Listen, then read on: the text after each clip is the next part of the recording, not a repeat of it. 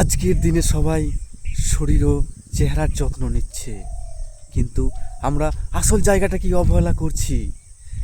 চেহারা সুন্দর করার জন্য আমরা কত কিছুই না করছি, কিন্তু একবার ভেবে দেখেছেন এই মনটাকে সুন্দর করলে আমাদের কী লাভ? এই মনকে সুন্দর করলে প্রথমত এই ভেতরে এক অদ্ভুত শান্তি পাওয়া যায়, যা টাকা দিয়ে পৃথিবীর কোথাও কিনতে পাওয়া যায় না।